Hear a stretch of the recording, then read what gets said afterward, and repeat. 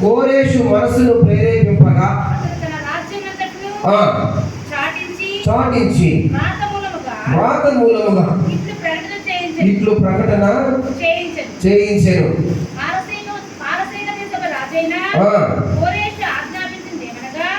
కోరేషు ఆజ్ఞాపించినది ఏమనగా ఆకాశమందున్న దేవుడైన యెహోవా లోకమందున్న సకల జనులను నా వశమున చేసి యూదా దేశమందున్న యెరూషలేములో తనకు మందిరమును కట్టించమని నాకు ఆజ్ఞ ఇచ్చి ఉన్నాడు. కావున మీలో ఎవరు వారు బయలుదేరి వచ్చును. వారి దేవుడైన యెహోవా వారి తోడుగా ఉండును గాక. ప్రియమైన దేవుడు బిడ్డలారా, యెరూషలేము దేవాలయం తిరిగి కట్టుకోవడానికి ఎవరు అనుమతించారంట? పర్షియా రాజైన కోరేషు ఏలుబడిలో యూదులను స్వదేశానికి పంపించాడు. ఈ పర్షియా రాజైన కోరేషు ఎవరు చెప్పారు మందిరాన్ని కట్టమని?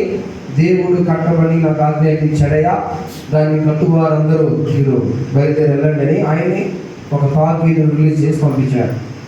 మనం గడిచిన వారం దాకా గడిచిన వారం నెహెమ్యా ప్రాకారాలు పడిపోయినప్పుడు ప్రాకారాలు కట్టడానికి కోరుకున్నాడు. దానికి సంబంధించిన 10 ద్వారాల గురించి మాట్లాడుకున్నాం. అయితే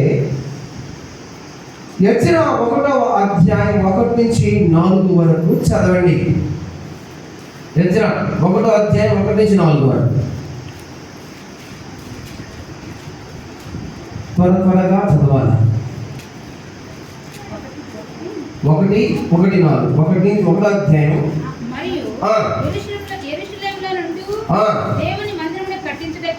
యెరూషలేములో నుండి దేవుని మందిరమును కట్టించుటకై స్వేచ్ఛ అర్పణ కాక ఆయా స్థలములోని వారు వెండి బంగారములను వస్తువులను సహాయము చేయవలని ఆజ్ఞాపించెను. అప్పుడు యూదా పెద్దలను బెన్యామీను పెద్దలను యాజకులను లేవీయులను ఎవరెవరి మనసున దేవుడు ప్రేరేపించెనో వారందరూ వారితో కూడుకొని వచ్చి యెరూషలేములో ఉండు యెహోవా మందిరమును కట్టుటకు ప్రయాణమైరి. ప్రియమైన దేవుడు బిడ్డలారా, వీరంతా జెరుబ్బాబెలు నాయకత్వంలో యూదులు బబులోను చెర నుండి తిరిగి యెరూషలేముకు చేరుకుంటారు. అతని పర్యవేక్షణలో దేవాలయం పునర్నిర్మితమైంది. జెరుబ్బాబెలుకు షష్బజరు అనే పేరు కూడా ఉంది. యెజ్రా 1వ అధ్యాయం 8వ వచనంలో ఈ మాట రాయబడి చూస్తారా? కోరేషు తన ఖజానాదారుడైన మిత్రుదాతు ద్వారా వాటిని బయటకు తెప్పించి లెక్క చేయించి యూదులకు అధిపతియగు షష్బజరు చేతికి అనగా అప్పగించెను. షష్బజరు అంటే ఎవరంటే జెరుబ్బాబెలు. ఎవరు? జెరుబ్బాబెలు చేతికి ఏం అప్పగించాడంట? అమ్మా ఖజానా. మళ్ళీ చదవాలి ఇదే మాట. పారసీక దేశపు రాజైన కోరేషు తన ఖజానాదారుడైన మిత్రుదాతు ద్వారా వాటిని బయటకు తెప్పించి ఎవరు అప్పగించాడంట? ఖజానంతా షష్బజరైన జెరుబ్బాబెలు. షష్బజరు అంటే జెరుబ్బాబెలు ఇదంతా అప్పగించాడు.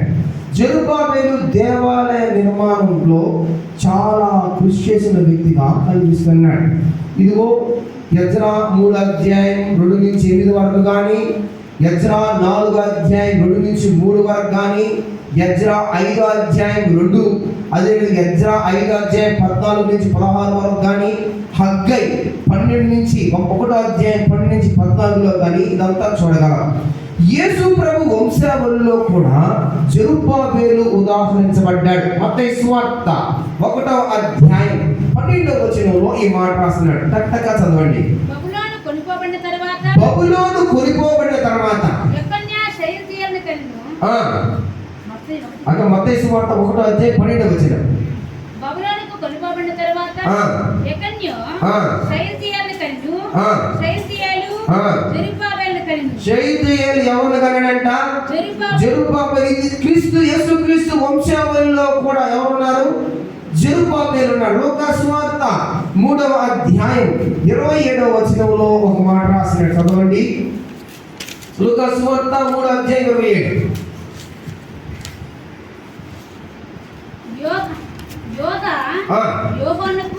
యూదా యోహోనుకు, యోహన్నా రేసాకు, రేసా జెరుబ్బాబెలుకు, రేసా జెరుబ్బాబెలుకు, జెరుబ్బాబెలు షయల్తీయేలుకు. చాలు. జెరుబ్బాబెలు షయల్తీయేలుకు. ఇదంతా యేసుక్రీస్తు వంశావళి లాస్ట్ దాకా రాయబడి ఉన్నది. యేసుక్రీస్తు వంశావళి ఎవరున్నారు? జెరుబ్బాబెలు ఉన్నారు. ఇదిగో ఈ జకరియా గ్రంథం 14 అధ్యాయాలు ఉంటాయి.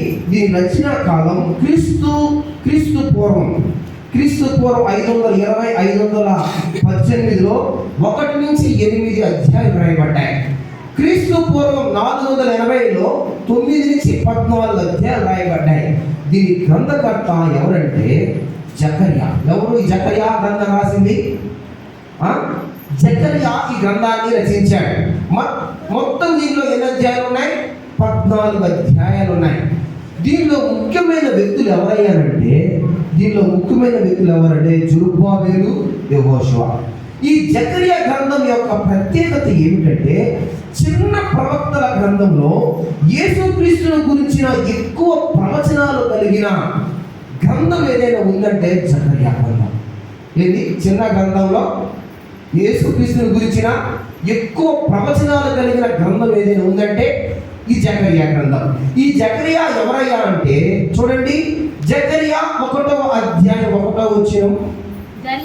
దర్యావేషు పాలనలో 2వ ఏట 8వ నెలలో ప్రవక్త అయిన ఇద్దోకు పుట్టిన జకరియా కుమారుడైన జకరియాకు ప్రత్యక్షమై ఇద్దోకు పుట్టిన బెరక్యా కుమారుడైన జకరియాకు ప్రత్యక్షమై. ఎవరు కుమారుడైనా? ఈ బెరక్యా తండ్రి ఎవరు? బెరక్యా తండ్రి అవును కదమ్మా. ఇద్దోకు పుట్టిన ఎవరు? బెరక్యా. బెరాకు పుట్టిన ఎవరు? ఈ ఇద్దోకు ఎవరంటే 10 మంది యాజకులు 10 మంది యాజక వంశంలో ఇది ఒక వంశీయుడైన. ఎవరు? బబులోనులో నుంచి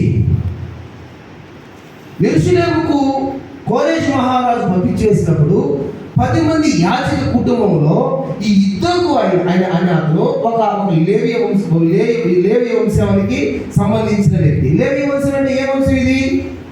యాజకుడు. ఎవరైనా యాజక వంశంలో నుంచి వచ్చిన వాడే ఈ జకరియా. ప్రియమైన దేవుని బిడ్డలారా, జెరుబ్బాబెలు నాయకత్వంలో యూదులు తిరిగి వచ్చి దేవాలయం నిర్మించుకున్న సందర్భంలో ప్రజలను హెచ్చరిస్తూ ఇదిగో ఈ జకరియా ఆనాడు ఆ కోరేషు మహారాజు మీరు మీ దేశానికి వెళ్ళిపోండి, యెరూషలేములో దేవాలయాన్ని నిర్మించుకోండి అని కొంతమందిని పంపించేశాడు కదా. ఈ పంపించేసిన వారిలో ఇతను వాళ్ళ తాత చేయబట్టుకుని వచ్చి నాకు తెలిసి ఈయనెవరు? బెరక్యా కుమారుడు, ఇద్దోకు మనవడు. ఎవరైనా? జకరియా. అయితే ఈ ఇద్దోకు ఎవరయ్యారంటే లేవీయుడు. ఎవరైనా? లేవీ వంశానికి సంబంధించిన వాడు. ఇదిగో వీళ్ళందరూ ఈ దేవాలయాన్ని కట్టుతున్నప్పుడు ఈ జకరియా యాజక కుటుంబంలోకి వచ్చిన వాడు కదా. ఈయన కొన్ని ప్రవచనాలు ప్రవచించాడు. ఈ గ్రంథంలో వివరించబడ్డాయి. జకరియా హగ్గయిలు ఇద్దరు సమకాలికులుగా బైబిల్ గ్రంథంలో రాయబడ్డాయి. యెరూషలేము ఆలయము కట్టుబడిలో ఈ కుటుంబం చాలా ప్రాధాన్యత వహించింది. ఆనాడు కోరేషు మహారాజు పంపించిన యూదుల్లో జకరియా కూడా తన తాత చెయ్యో లేకపోతే తన తండ్రి చెయ్యో ఎవరు చెయ్యో పట్టుకొని వచ్చుండొచ్చు. అయితే ఈయన పెద్దవాడు అయిపోయిన తర్వాత ఈ మందిరాన్ని కడుతున్నప్పుడు దేవుని యొక్క దర్శనాలు ఈ జకరియాకు కలిగినాయి. ఏం కలిగినాయి? దేవుని యొక్క దర్శనాలు. దేవుని దర్శనాలు జకర్యా కలుగుతూ ఈయన దేవాలయాన్ని కడుతున్న వారితో ప్రవచిస్తున్నాడు. దేవాలయం కడుతున్న వారితో సరి చేసుకోమని ఇదిగో దేవుడు చెప్తున్న మాటలను వాళ్ళకు బోధిస్తా ఉన్నాడు. ప్రియమైన దేవుని బిడ్డలారా, చూడండి, మీకు నేను కొన్ని మాటలను పరిచయం చేయదలుచుకుంటున్నాను. జకర్యాకు దేవుడు కనిపించి ఇలా మాట్లాడుతున్నాడు. జకర్యా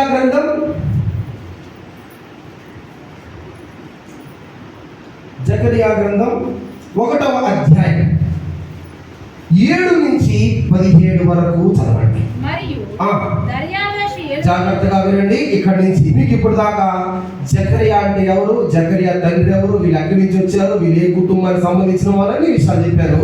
ఇప్పుడు జకర్యాకు దేవుడు కనిపించి జకర్యాకు దర్శనాలు కలుగుతున్నప్పుడు ఆ దర్శనాలు దేవుని లేఖన గ్రంథంలో లిఖితములు చేయబడ్డాయి. వాటి గురించి నేను కొంతసేపు మీతో పంచుకోవడానికి ఇష్టపడుతున్నాను. చదవండి అమ్మా. మరియు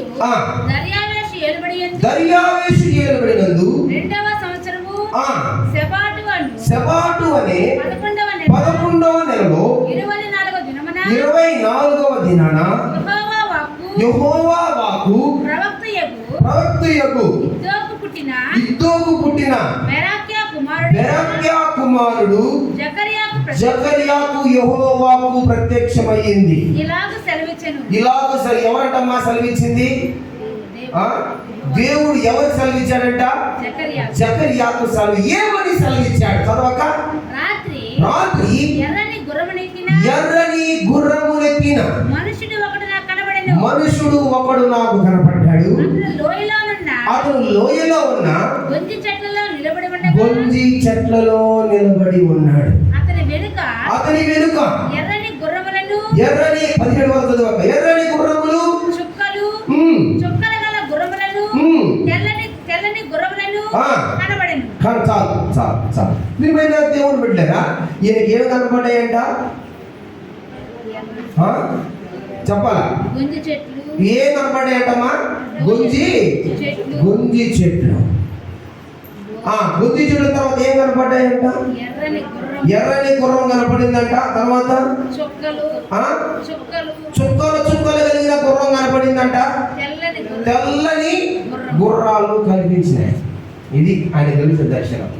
ప్రియమైన దేవుని బిడ్డలారా, అప్పుడు అయ్యా వీరెవరు అని నేను అడగగా నాతో మాట్లాడే దూత వీరెవరు నేను నీకు తెలియజేస్తానని అన్నాడు. అప్పుడు గొంజి చెట్లు నిలబడి ఉన్నవాడు ఇవి లోకమంతా తిరగడానికి యెహోవా పంపిన గుర్రాలు అని చెప్పాడు. ఏ తిరగడానికంట? లోకమంతా తిరగడానికి యెహోవా పంపిన గుర్రాలు అని చెప్పాడు. ప్రియమైన దేవుని బిడ్డలారా, ఈయనకి ఒక దర్శనం కనిపిస్తా ఉంది. దర్శనంలో గొంజి చెట్లు కనిపిస్తున్నాయి. గొంజి చెట్ల మధ్య ఎవరు నిలబడి ఉన్నారు? మనుషులు నిలబడి ఉన్నాడు. అది కాకుండా ఏం కనపడుతున్నాయి? ఎర్రని గుర్రం ఒకటి, తెల్లని గుర్రం ఒకటి, చుక్కల కలిగిన గుర్ర. ప్రియమైన దేవుని బిడ్డలారా, ఏంటి గొంజి చెట్లు అంటే? ప్రియమైన విశ్వాసి, కొమ్మలు ఆకులతో నిండుగా గుబురుగా ఉండే సతత హరితమైన గుంజి పొదలు అని అంటారు. వీటి ప్రత్యేకత ఏమిటంటే సస్యవృద్ధికి, సమాధానానికి, పునరుజ్జీవానికి ప్రతికలుగా ఇవి కనపడుతున్నాయి. అంత మాత్రమే కాదు, ఇదిగో ఆనాడు యూదులు పర్ణశాల పండుగకు గొంజి చెట్లు కొమ్మను పర్ణశాలగా కట్టేవారట. ఏం చేసేవాళ్ళంట? ఈ గొంజి చెట్లు ఏం చేసేవాళ్ళంట? పర్ణశాల కట్టేవాళ్ళంట. నెహెమ్యా 8వ అధ్యాయం 15వ వచనంలో ఈ మాట రాస్తున్నాడు. చదవండి టక.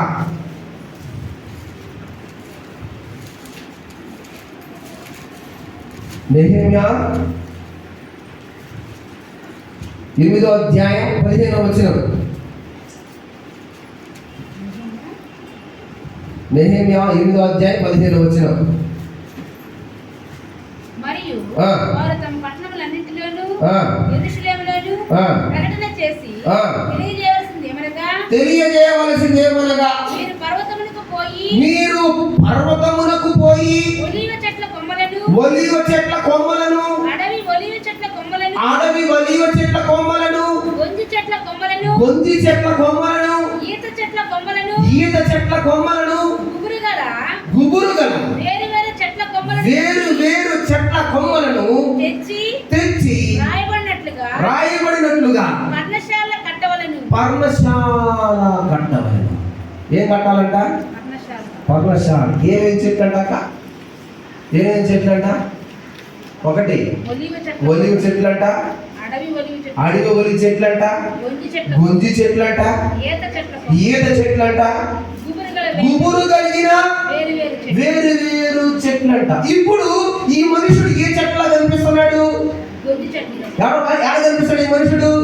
గొంజి చెట్లా కనిపిస్తా ఉన్నాడు. ఈ పర్ణశాల కట్టడానికి ఈ చెట్లు ఎక్కడున్నాయి? ఎక్కడున్నాయి? పర్ణశాల కట్టడానికి ఈ చెట్లు ఎక్కడున్నాయి? ఎక్కడున్నాయి ఈ చెట్లన్నీ? ఏ ప్రదేశంలో ఉన్నాయి? పర్వతం పైన ఉన్నాయి. ఇవన్నీ ఎక్కడున్నాయి? మీరు పర్వతానికి పోయారు మాట రాయబడలేదా? చదువు మరి చదువుమాట ఏందక్క? 8 వచ్చాయి, 15 వచ్చిన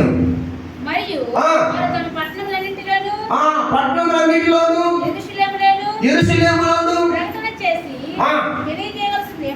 తెలియజేయవలసింది ఏమనగా మీరు పర్వతమునకు పోయి ఎక్కడికి పోవాలంట? పర్వతానికి పోయి ఒలివ చెట్ల కొమ్మలను తీసుకోవాలంట. అడవి ఒలివ చెట్ల కొమ్మలు తీసుకోవాలంట. గొంజి చెట్ల కొమ్మలు తీసుకోవాలంట. ఈత చెట్ల కొమ్మలు తీసుకోవాలంట. గుబురు కలిగిన వేరు వేరు చెట్ల కొమ్మలు తీసుకొని ఏం చేయాలంట? రాయబడినట్లుగా పర్ణశాల కట్టాలంట. ఆ పర్ణశాల క్రిందకి ఎవరు వస్తారు దేవుని స్తుతించడానికి? ఇశ్రాయేలు ప్రజలందరూ ఆ పర్ణశాల దగ్గరికి వచ్చి దేవుని స్తుతిస్తారు. ఇప్పుడు నేనంటాను, దేవుణ్ణి ఆరాధించడానికి కొరకాయి, దేవుణ్ణి స్తుతించడానికి కొరకాయి, పండుగను ఆచరించడానికి కొరకాయి, పర్ణశాల కట్టడానికి కొరకాయి ఉపయోగపడే కొమ్మలలో ఈ కొమ్మ కూడా ఒకటి. దేవుడు చూడండి, లేవికాండం 23వ అధ్యాయం 39 నుంచి 43 వరకు చదవండి.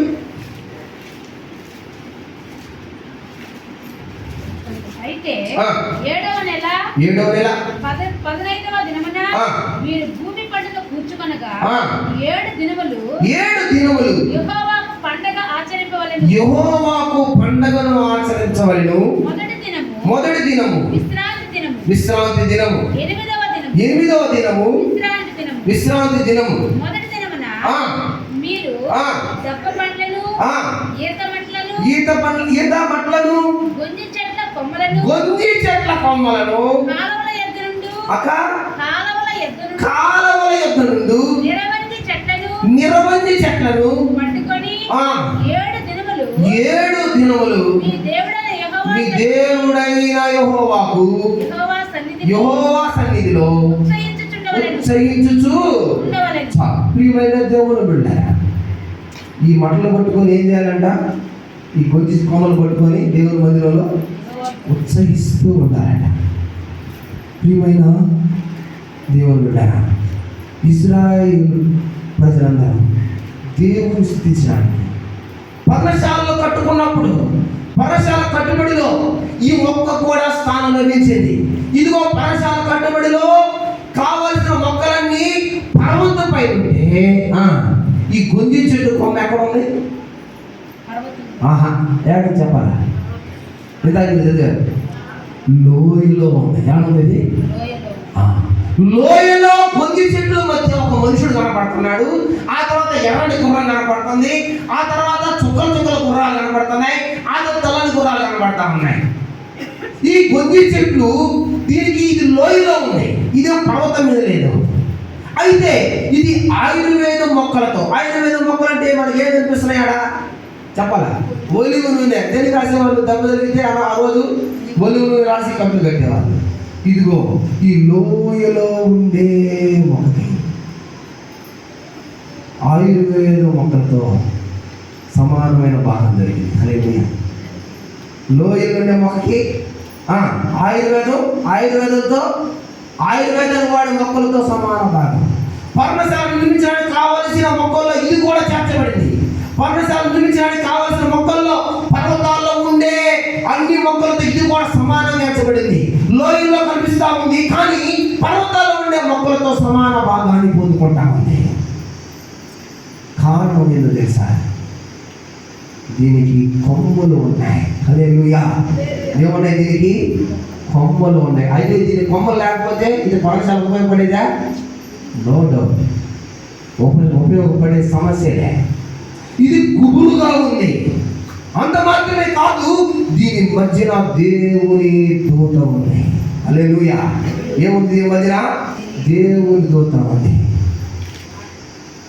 ఆదికాండం 49వ అధ్యాయం 22వ వచనంలో యోసేపు ఫలించడి. మార్కు సువార్త 4వ అధ్యాయం 32వ వచనం చూడండి ఒకసారి. మార్కు సువార్త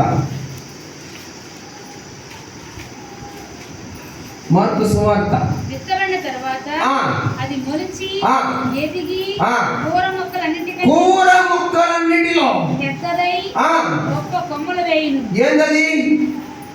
ఏమున్నది? ఆవగింజ. అది ఇంతదే.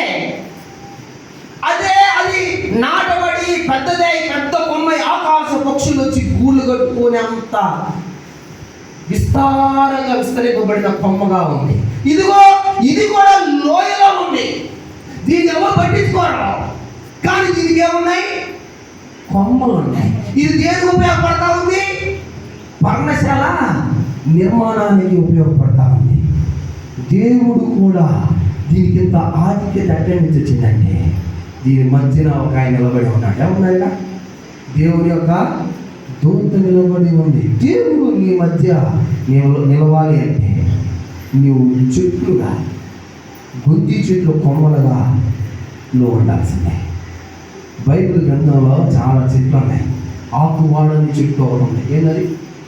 ఏడున్నది? కీర్తనలో 1వ అధ్యాయం 1 నుంచి 3 వరకు చూస్తే ఆకు వాడి చెట్టు ఉండదు. అవునా లేదా? అది ఆకు వాడక తన కాలం ముందు ఫలమిచ్చు చెట్టు వలె ఉండను. వలే మాట. తర్వాత కీర్తనలు, తర్వాత మోషే మండుతున్న పొలం దగ్గరికి వచ్చినప్పుడు ఒక చెట్టు ఉంది. అదేమవుతుంది? మండుతా ఉంది కానీ కాలిపోవటం లే. బైబిల్లో 32 చెట్లు ఉన్నాయి. ఎన్ని ఉన్నాయి బైబిల్లో? 32 చెట్లు ఉన్నాయి. అయితే ఈ గొంజి చెట్టు ఏంది అంత ప్రాముఖ్యత అంటే, మీకు అద్భుతమైన మాట చూపిస్తాను. అంత బైబిల్ ఏంది? యెషయా 55వ అధ్యాయం 13వ వచనంలో ఈ మాట రాస్తున్నాడు. యెషయా 55వ అధ్యాయం 13వ వచనం. అందరు తీయాలి ఈ మాట. అందరు తీయమ్మా. అందరు తీశారా ఒకసారి? అందరు తీయండి మాట. చదువు. ముళ్ళ చెట్లకు బదులుగా దేవదారు వృక్షాలు మొలుచును. దురదకొండ చెట్లకు బదులుగా గొంజి వృక్షాలు పెరుగుతాయి. అది యెహోవాకు ఏనమ్మా? మరి దురదకొండ చెట్లకు బదులుగా ఏ చెట్లు అంటమ్మా? గొంజి వృక్షాలు. గొంజి వృక్షాలు ఎదుగుతాయి. అది యెహోవాకు ఏమిస్తుందంట? హల్లెలూయా. ఏమిస్తుందంట అది యెహోవాకు? ఏం చెట్టు అంట అది? గొంజి చెట్లు యెహోవాకు ఖ్యాతినిచ్చేదిగా కనపడతాయి. కొట్టివేయబడని నిత్యమైన జ్ఞాపక సూచికగా కనపడతా ఉంది. కొట్టివేయబడి జ్ఞాపక సూచికగా కనపడతా ఉంది. మీరు చెప్తారా? కొట్టివేయబడి జ్ఞాపక సూచిక ఏదైనా ఒకటి ఉందా బైబిల్లో? కొట్టివేయబడిన జ్ఞాపక సూచిక ఏదైనా ఉందా? అది కొట్టివేయబడి జ్ఞాపక సూచిక ఏదైనా ఉందా? యేసుక్రీస్తు బలియాగం అది కొట్టివేయబడిందా?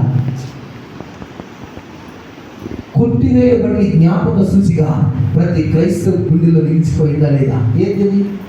శిలువ బలియాగం లేదా? ఇదిగో ఈ చుట్టుకు కూడా అటువంటి ప్రాధాన్యత ఉంది. ఏది చెట్టు ఎలా ఉందంటే ఇది చదవాలి. ఎలా ఉందంటే ఇది కొట్టివేయబడి జ్ఞాపక సూచికగా ఉండట.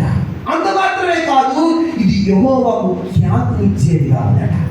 ప్రియమైన విశ్వాసి, నీవు దేవునికి ఖ్యాతినిచ్చేదా ఉన్నావా?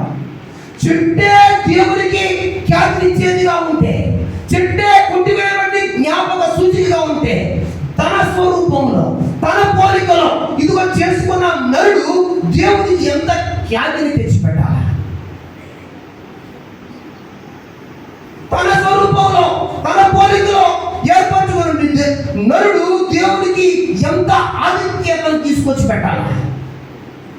ఎక్కడో లోయలో ఉండే చెట్టు అది కొమ్మలు కలిగి గుబులు కలిగి ఉండి పరమశాలకు ఉపయోగపడుతుంటే క్రైస్తవ విశ్వాసి అనబడిన నీవు దేవుని సన్నిధికి ఎంతగా ఉపయోగపడాలి.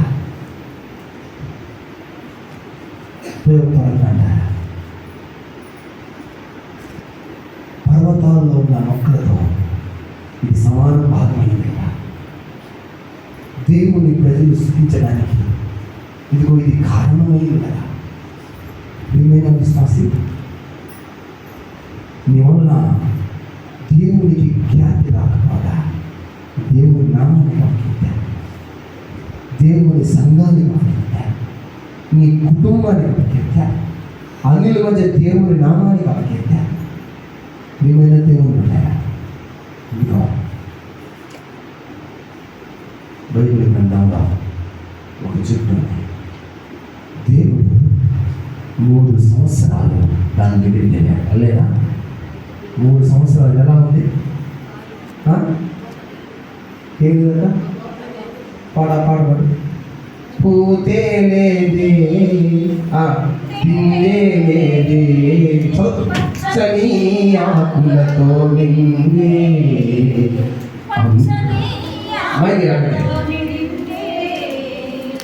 అంజూరపు చెట్టు కట్టి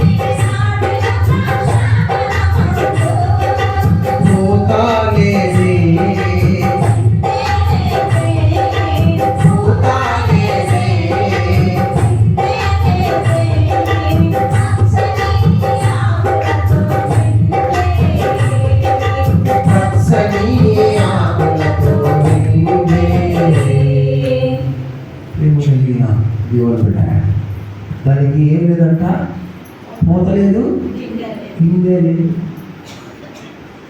అది ఆహారం అందించే చెట్టు. అది ఉపయోగపడాల. ఏమన్నాడు దేవుడు దాన్ని? కుట్టేది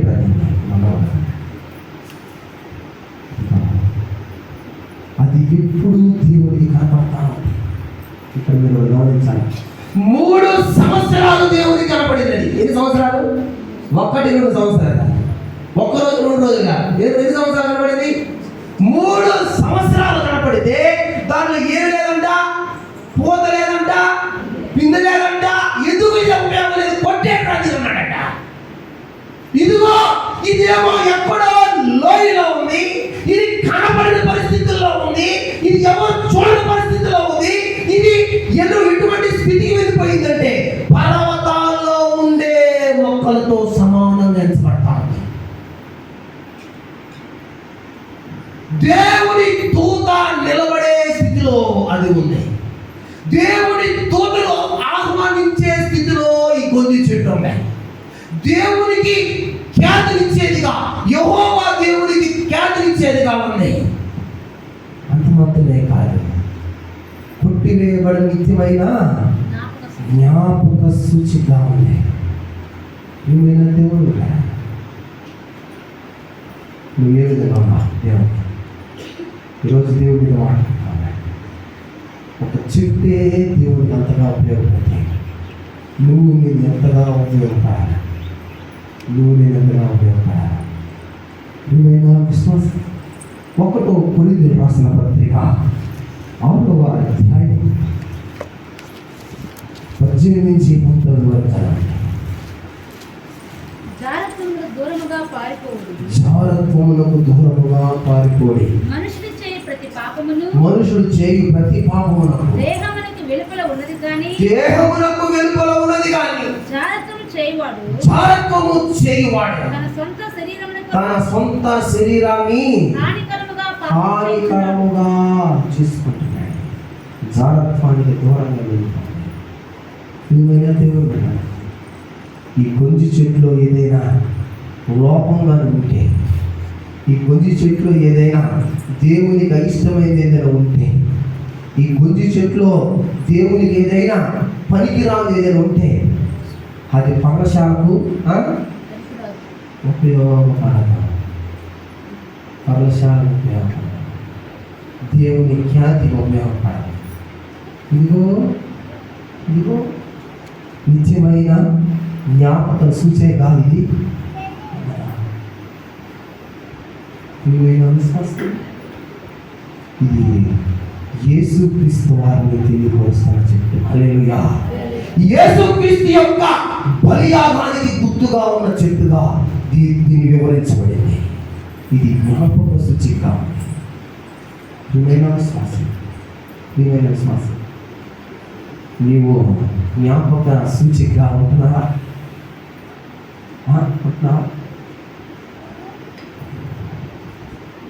అలా లేకపోతే దేవుడు చెప్పాడు, చాలా కాలం నేను చూసి ఇంకా నేను చూస్తానే ఉన్నాడు, నీలో ఏమి సరైనవి లేవు.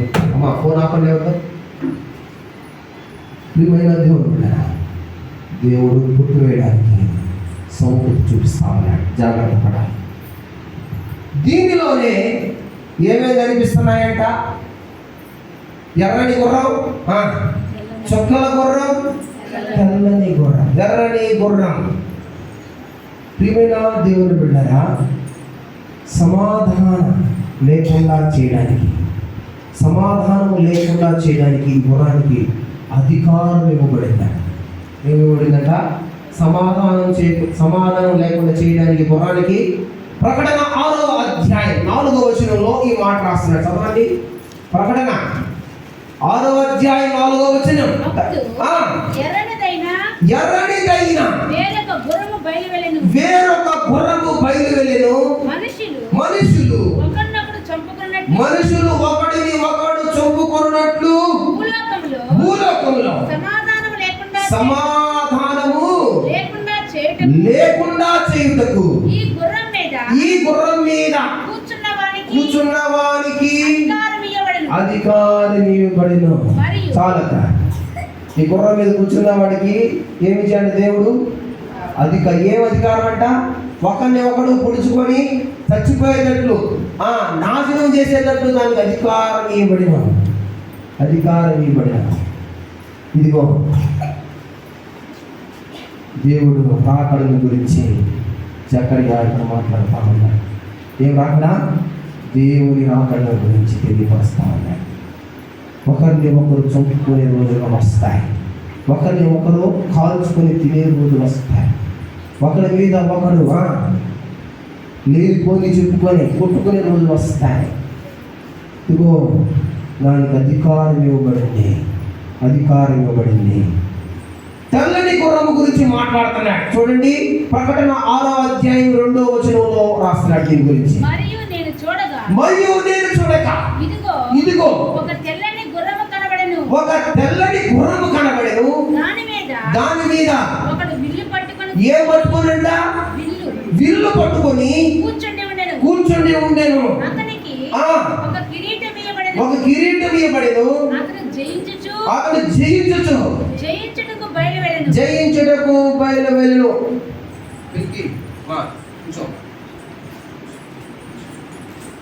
లేవు లేస్తే ఏం పట్టుకున్నాడంట? ఈ తెల్లని గుర్రం మీద పోయి ఆయన ఏం పట్టుకున్నాడంట? ఈ ఎర్రని గుర్రం ఆయనకి ఏం అధికారం ఇచ్చాడంట? ఒకరిని ఒకడు చంపునే అధికారం ఇచ్చాడంట. ఈ తెల్లని గుర్రం మీద పోయి ఆయనకి ఏ అధికారం ఇచ్చాడంట? విల్లు పట్టుకొని ఉన్నాడంట. అంతేకాదు ఇతనికి ఏముందంట? పైన కిరీటం ఉందంట. జయించుటకు బయలుదేరినాడంట. ఇదిగో ఇతనికి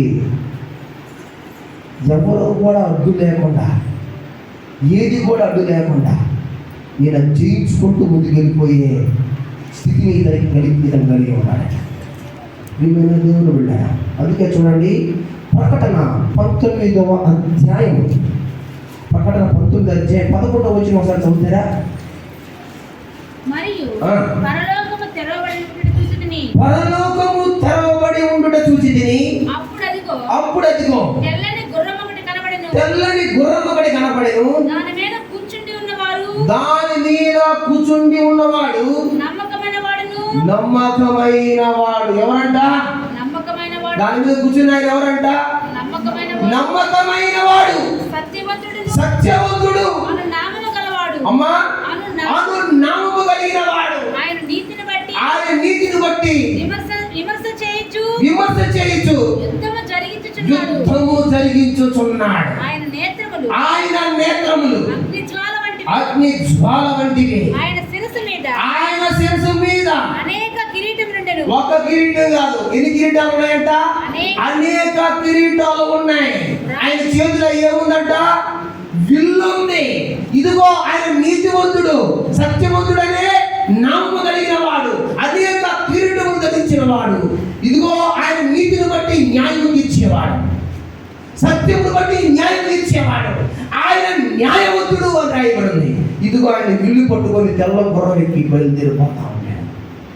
ఎక్కడ అన్యాయం కనిపిస్తే ఏం చేస్తాడు ఆయన?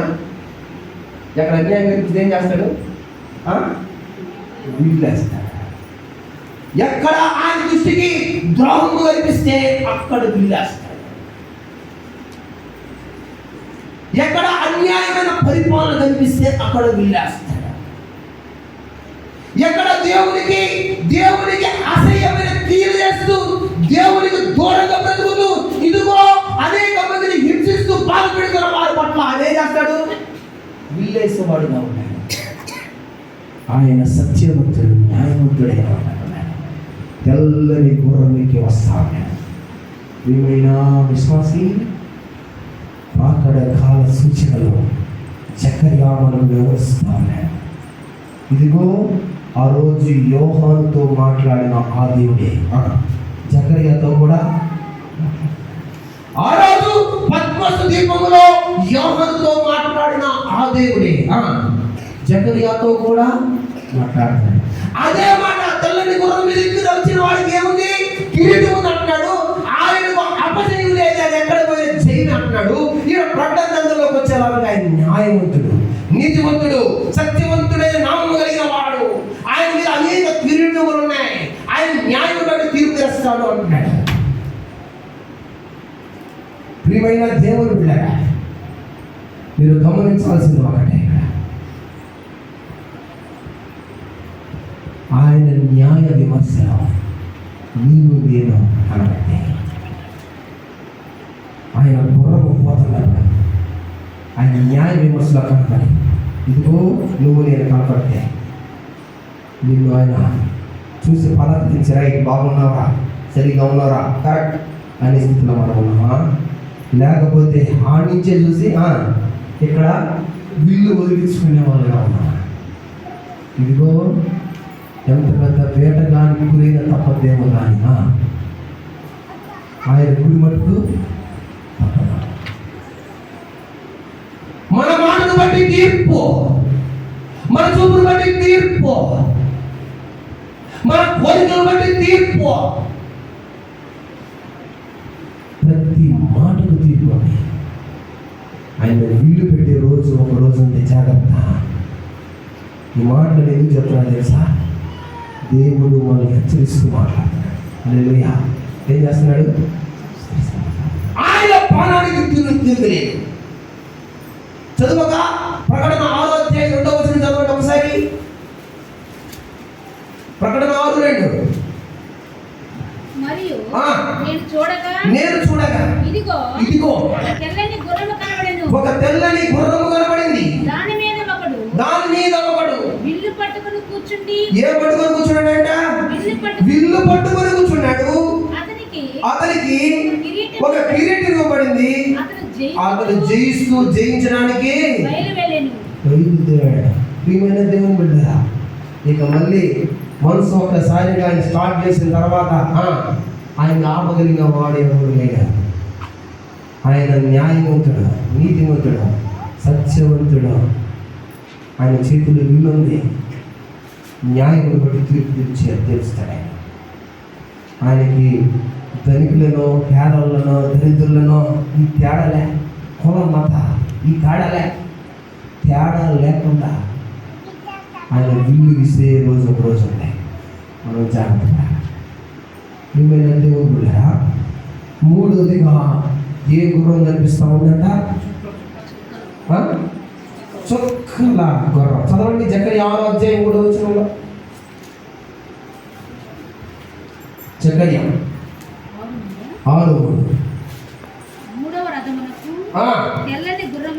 మూడవ రథమునకు తెల్లని గుర్రములు, నాలుగవ రథమునకు చుక్కల గల బలమైన గుర్రములుండెను.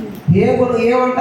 ఏ గుర్రాలంటే ఈ చుక్కలు గల బలమైన గుర్రములు. వీటికి ఏం పెట్టాడు? ఇవి బలమైన గుర్రాలు. ఏం గుర్రాలు ఇవి? బలమైన గుర్రాలు. గుర్రం యొక్క బలం ఇప్పుడు తెలుస్తుంది. చెప్పాలి, గుర్రం యొక్క బలం ఎప్పుడు తెలుస్తుంది? చెప్పాలి. దాని మీద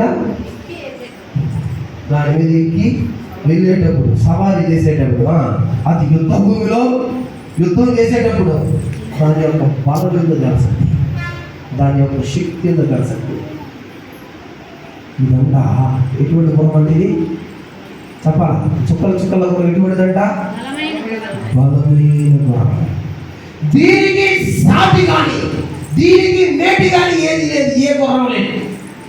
ఇది పరిగెత్తిందంటే మిగతా గుర్రాలని ఆగిపోవాల్సిందే. ఇది చేరుకోవాల్సిన గమ్యం చేరుకునే గుర్రం ఇది. ప్రియమైన దేవుని బిడ్డ, ఇది బలమైన గుర్రం. ఇది శక్తివంతమైన గుర్రం.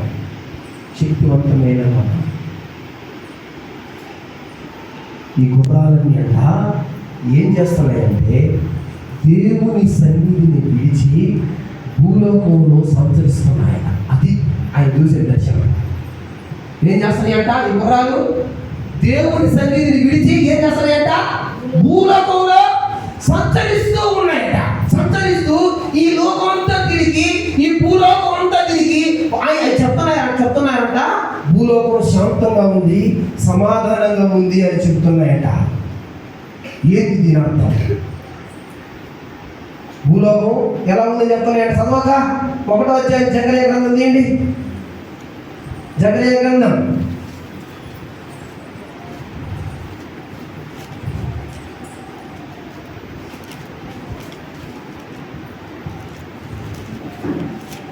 ఏమని చెప్తున్నాయి?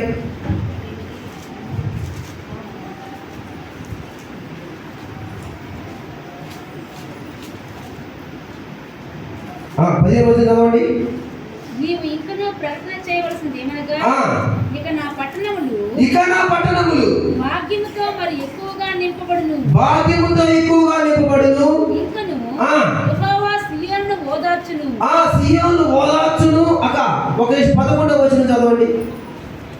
11వ వచనం. గొంది చెట్ల మధ్య నిలబడిన యెహోవా దూతను చూచి మేము లోకమంతా సంచరించాము. ఇదిగో లోకమంతా ఏ విధంగా ఉందంట?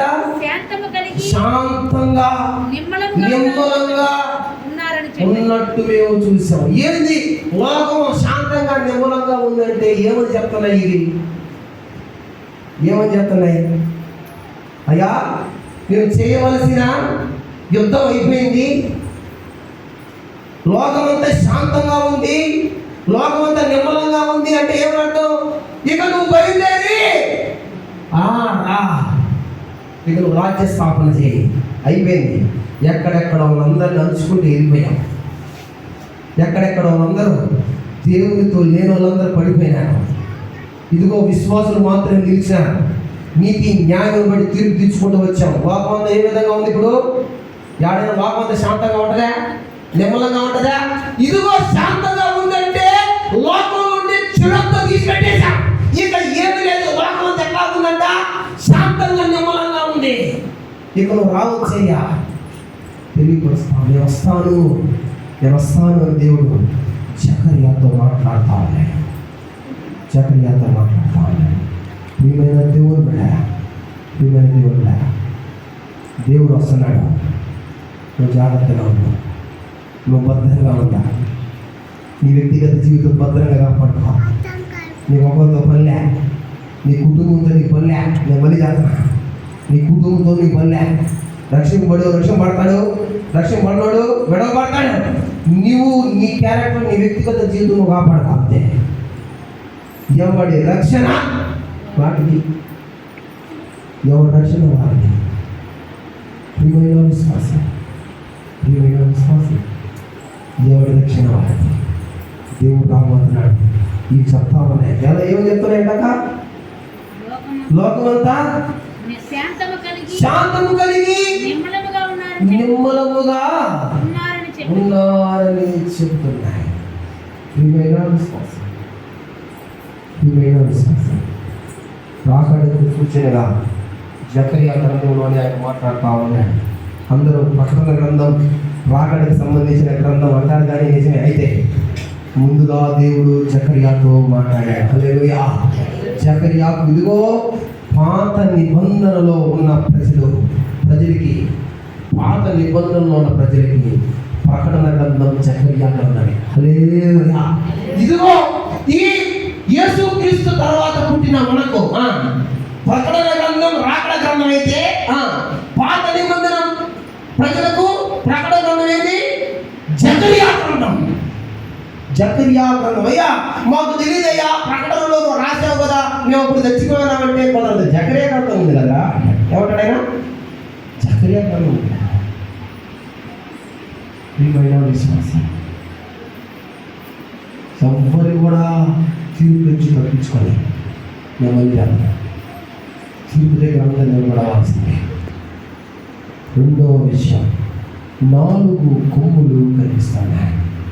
జకర్యా గ్రంథం 1వ అధ్యాయం 18 నుంచి 21 వరకు. 2 విషయాలు చెప్పి ముగిస్తాను. టైం అయిపోయింది. ఎందుకంటే దేవుడు చాలా బోల్డెంత వాక్యం నేర్పించాడు. జకర్యా కలిగిన 8 దర్శనాల గురించి ఆయన మాట్లాడుతూ వచ్చాను. అయితే మీతో 2 విషయం చెప్పి నేను ముగిచ్చేస్తాను. 2, 3 విషయం వీలుంటే చెప్తాను, లేకపోతే చూడండి. 18-21 చదువుగా. 4 కొమ్ములు కనబడ్డాయి.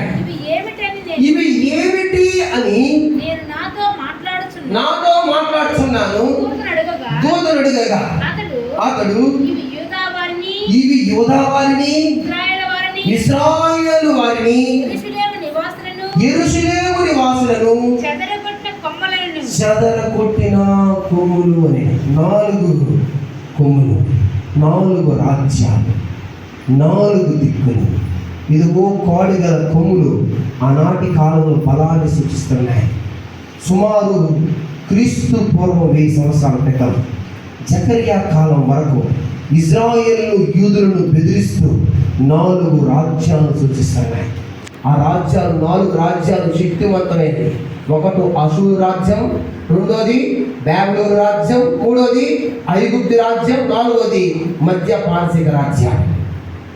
ఈ 4 రాజ్యాలు ఇదిగో యూదులను బాధ పెట్టాయి, ఇశ్రాయేలును బాధ పెట్టాయి. ప్రియమైన దేవుని బిడ్డలారా, ఇదిగో అయితే 4 కంసాలు కూడా ఇక్కడ కనిపిస్తున్నారు. కనిపించడం లేదా? చదవండి కదా.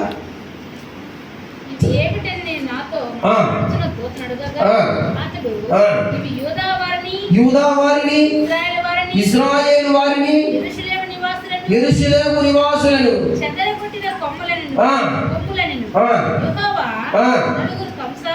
నలుగురు కంసాలను నాకు చూపించాడు.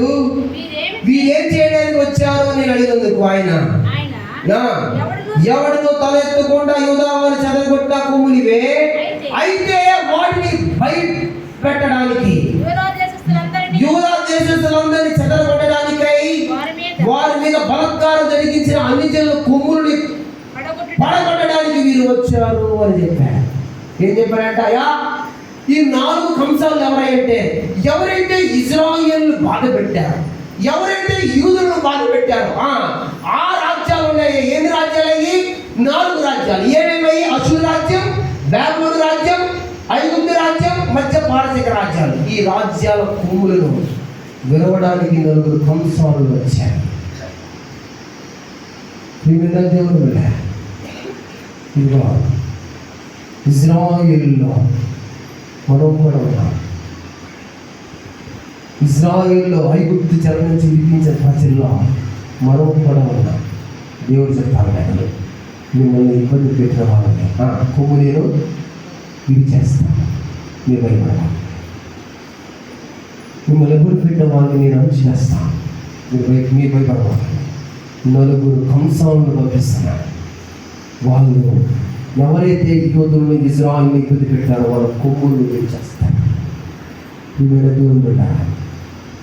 దేవుని బిడ్డలు ఏదైనా విషయంలో మీరు భయపడుతున్నారేమో, ఏదైనా విషయంలో మీరు చంపుతున్నారేమో, ఏదైనా విషయంలో ఇదిగో మీరు భయోందాలకు గురైపోతున్నారేమో, దేవుడు చెప్తున్నాడు, రాజ్యాలనే పతనము చేసిన వాడు, పెద్ద పెద్ద రాజ్యాల కొమ్ములను విరిచిన వాడు, మీ సమస్య ఆయనకి చాలా చిన్నది అని తెలియపరుస్తున్నాడు. మీ సమస్య చాలా చిన్నది అని తెలియపరుస్తున్నాడు. ఏమైనా దేవుడు కదా, నువ్వు ఏ విషయంలో బాధపడతానంటే దేవుడు నిన్ను ఓదారుస్తున్నాడు. ఇదిగో అన్నయ్య అంటాడు, నీకు వ్యతిరేకంగా ఈ ఆయుధం కూడా పని చేయదు. గుర్తుపెట్టుకోవాలి, దేవుని బిడ్డలకు వ్యతిరేకంగా ఈ ఆయుధము కూడా పని చేయదు. 4 కొమ్ములు, 4 రాజ్యాలు, 4 కంసాలు ఇజ్రాయేలు యూదులను బాధ పెట్టిన ఈ రాజ్యాల కొమ్ములని వేరవబడ్డాయి. 3వ విషయం చెప్పి టైం అయిపోయింది, నేను ముగించేస్తాను. జకరియా 2వ అధ్యాయం 1-2 వచనాలు. మరియు నేను తేరి చూడగా కొలనూలు చేత పట్టుకున్న ఒకడు నాకు కనబడెను. నీవెక్కడికి పోవచ్చున్నావని నేను అతనిని అడుగగా యెరూషలేము యొక్క వెడల్పును పొడుగును ఎంతైనది కొలిచి చూడబోచున్నాను అంతటా నాతో మాట్లాడుచున్న దూత బయలుదేరగా. 2వ వచనం అంతే. చూడండి, జరగబోతున్న దేవుని కార్యాన్ని తెలియపరుస్తున్నది ఈ వాక్యం. ఈ దర్శనంలో ఒక వ్యక్తి కొనలోను పట్టుకొని ఏం చేస్తాడంట? యెరూషలేము చుట్టూ ప్రాకారాలు కొలవడానికి ఆ పట్టణానికి పోయాడంట. కొలనులతో కొలవబోతున్నాడంట. యెరూషలేము పట్టణం విస్తరిస్తుంది అని, యెరూషలేము పట్టణం విస్తరిస్తుందని దూత సెలవిస్తున్నాడు. దేవుడు ఆ పట్టణాన్ని కాపాడబోతున్నాడు అని, వారి మధ్య ఆయన ఉంటాడు అని దేవుడు తెలియపరుస్తున్నాడు. చదువాక మాట. నాతో మాట్లాడుచున్న దూత బయలుదేరగా మరి ఒక దూత అతన్ని ఎదుర్కొని వచ్చి రెండవ దూత పరిగెత్తుకొని పోయి యెరూషలేములో మనుషులను పశువులను విస్తారమైనందున అది ప్రాకారము లేని మైదానముగా ఉండునని ఎవరికి తెలియజేయమని మొదటి దూతను దూతకు ఆజ్ఞ ఇచ్చెను. నేను దాని చుట్టూ అగ్ని ప్రాకారముగా ఉండును. నేను దాని మధ్య ఏం చేస్తాడంట? నివాసినై మహిమకు కారణముగా ఉంటానని ఇదే యెహోవా వాక్కు, ఇదే దేవుని వాగ్దానం. బహుశా కొత్త దేవాలయముల గురించి నేను సూచిస్తా ఉన్నాను. ఈ కొలను ఏం తెలుసా, ఇదిగో ఆయన యెరూషలేము గురించి మాట్లాడుతూ ఉన్నాడు. అయ్యా ఇప్పుడు గురిస్తే ఉపయోగం లేదు, దీంట్లో చాలా పశువులు ఏమున్నాయి, చాలా జంతువులు ఉన్నాయి. ఈ యెరూషలేము విస్తరించబడబోతా ఉంది, ఇది చాలా పెద్దది కాబోతా ఉంది.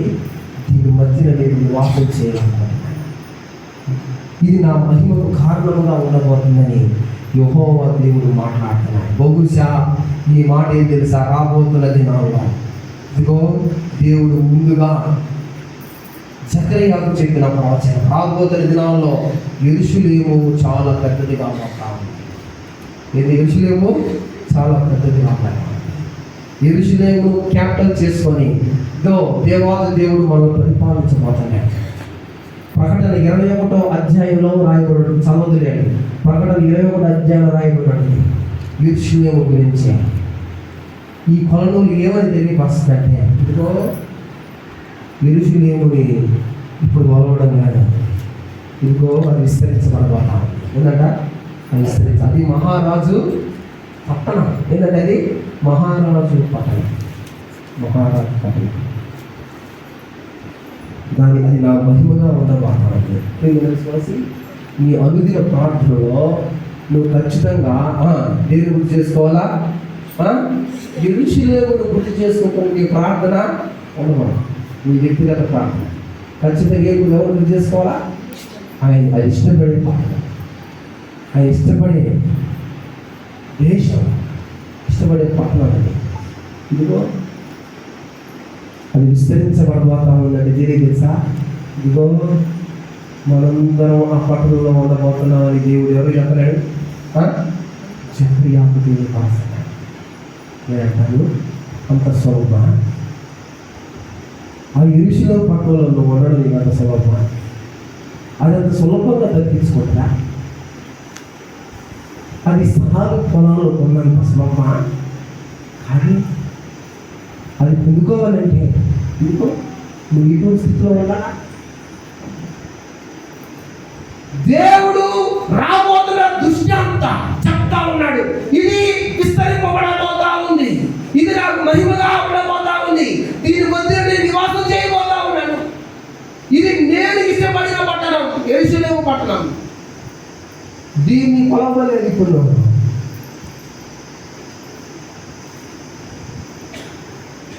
అది విస్తరించబడతా ఉంది.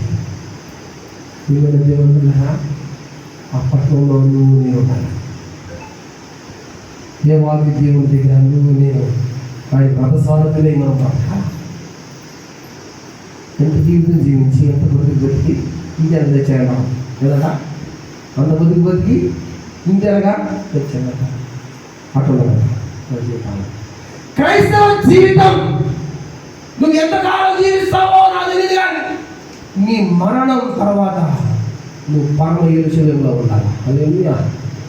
ఆ యెరూషలేములో ఆయన నివాసి ఉంటాడు, ఆయన రాజే ఉంటాడు. లేకపోతే కష్టం, లేకపోతే మరొకటి కష్టం. ఇదిగో ఈ 3వ దర్శనం, వ్యక్తి కొనుగోలు చేత పట్టుకొని యెరూషలేము చుట్టూ ప్రాకారాలు పట్టడానికి ఇదిగో ఆ పట్టణాన్ని కొనుగోలుతో కొలుస్తూ ఉన్నాయి. యెరూషలేము పట్టణం విస్తరిస్తుంది, దూతలు సెలవిస్తున్నాయి. నువ్వు ఎంత ఎంత ఎంత కొలుస్తావు కొలిస్తే అది కొనడానికి దానికి కొనలేదు. అది అంత పెద్దగా విస్తరించబడతా ఉంది. హల్లెలూయా.